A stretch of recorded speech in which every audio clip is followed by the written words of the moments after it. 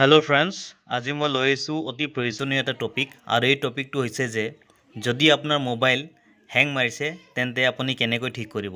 আৰু এই ভিডিঅ'টোত আজি আপোনালোকে জানিবলৈ পাৰিব কেইটামান বিশেষ ছেটিঙৰ কথা আৰু এই ছেটিংকেইটা কৰি ল'লে আপোনাৰ মোবাইলত জীৱনত কেতিয়াও হেং নামাৰিব। আপোনাৰ মোবাইল হেং মাৰিছে নেকি? আপোনাৰ মোবাইলৰ স্পীড কমি গৈছে নেকি? আপোনাৰ মোবাইলত বহুত লাহে লাহে চলে নেকি? তেতিয়াহ'লে আজিৰে পৰা আপুনি চিন্তা কৰিব নালাগে। আপোনাৰ মোবাইলত এই বিশেষ ছেটিংকেইটা এতিয়াই কৰি লওক। আজিকালি প্ৰায়ভাগৰে মোবাইলবিলাক হেং মাৰিব ধৰিছে। সেয়ে মই আজি আপোনালোকৰ ওচৰত এই ভিডিঅ'টো দেখুৱাম যে যদিহে আপোনাৰ মোবাইল হেং মাৰিছে তেন্তে এই ভিডিঅ'টোত আপোনালোকে চাবলৈ পাৰিব আৰু এই ভিডিঅ'টো আপোনালোকে সম্পূৰ্ণকৈ চাব আৰু অকণো স্কিপ নকৰিব। তেতিয়াহ'লে আহক, আপোনালোকে এই ভিডিঅ'টোত দেখি পাইছে ছেটিং এপ। এই ছেটিং এপটোত আপোনালোকে দেখি পাইছে এই ছেটিং এপটো আপোনালোকে পোনপ্ৰথমে অ'পেন কৰি ল'ব। আপোনালোকে ছেটিং এপটো অ'পেন কৰাৰ পিছত আপোনালোকৰ এনেকুৱা ধৰণৰ ইণ্টাৰফেচ এটা আপুনি দেখি পাব আৰু ইয়াতে আপোনালোকে বিচাৰিব লাগিব এডিশ্যনেল ছেটিং বুলি পেলাই। ইয়াতে আপোনালোকে এডিশ্যনেল ছেটিং ক'ত লিখা আছে সেইটো আপোনালোকে পোনপ্ৰথমে বিচাৰি ল'ব। এয়া তলতে আপোনালোকে দেখি পাইছে এডিশ্যনেল ছেটিং। এই এডিশ্যনেল ছেটিংটোত গৈ পেলাই অপশ্যনটোত আপোনালোকে কি কৰিব লাগিব? ক্লিক কৰিব লাগিব।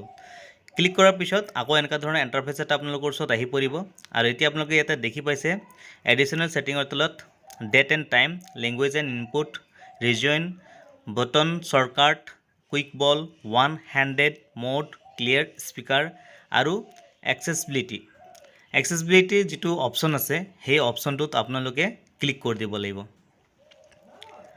ক্লিক কৰাৰ পিছত আপোনালোকৰ এনেকুৱা ধৰণৰ আৰু ইণ্টাৰফেচ এটা দেখি পাব আৰু ইয়াতে আপোনালোকে দেখি পাইছে জেনেৰেল, ভিজন, হিয়াৰিং আৰু ফিজিকেল।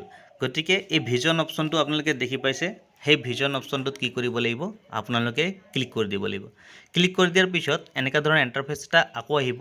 ইয়াতে লিখা আছে talk back, select to speak, text to speech output, display size, magnification, colour correction, colour inversion আৰু তলত লিখা আছে ৰিমুভ এনিমেশ্যন।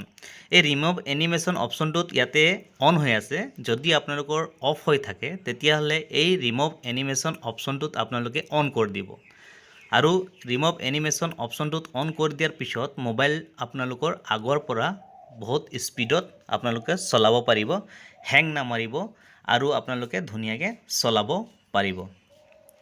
এতিয়া মই আপোনালোকক দেখুৱালোঁ যে যদি আপোনালোকৰ মোবাইল হেং মাৰি আছে তেন্তে আপোনালোকে কেনেকৈ এই হেং মৰা অপশ্যনটোত কি হয় ছেটিঙত গৈ পেলাই ঠিক কৰিব লাগিব। আৰু এতিয়া দ্বিতীয় অপশ্যনটো মই আপোনালোকক দেখুৱাম। আপোনালোকে যেতিয়া কিবা এপ যদি ডাউনলোড কৰে, এপ ডাউনলোড কৰাৰ পিছত যদি আপোনালোকে ভাবে যে নহয় এপটো মই ডিলিট কৰি দিওঁ, তেতিয়াহ'লে আপোনালোকে কি কৰে?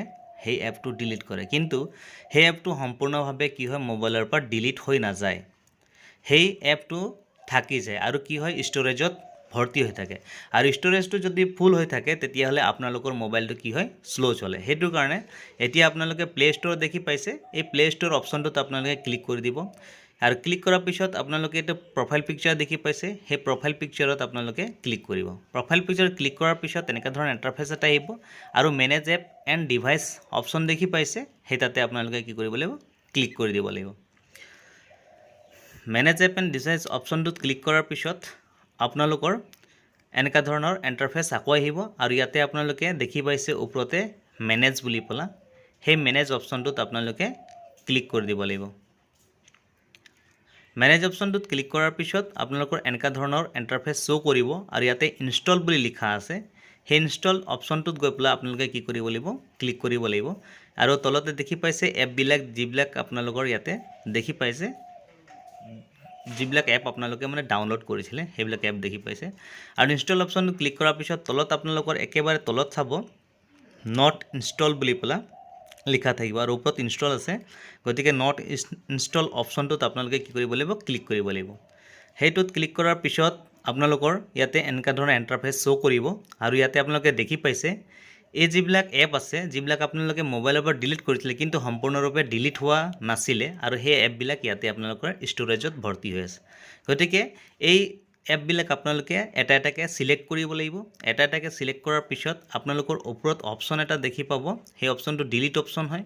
আৰু এই ডিলিট অপশ্যনটোত আপোনালোকে কি কৰিব লাগিব, ক্লিক কৰিব লাগিব। ডিলিট অপশ্যনটোত আপোনালোকে ক্লিক কৰাৰ পিছত তাৰপিছত আপোনালোকৰ ইয়াতে ৰিমুভ বুলি অপশ্যন এটা আহিব আৰু আপোনালোকে ৰিমুভ কৰি দিব। এতিয়া আপোনালোকৰ যিটো ষ্ট'ৰেজত ভৰ্তি হৈ আছিলে এপবিলাক, যিটো এপ আপোনালোকে ডিলিট কৰিব বিচাৰিছিলে কিন্তু সেইটো ষ্ট'ৰেজত আছিলে, গতিকে সেইকেইটা একেবাৰে ডিলিট হৈ গ'ল।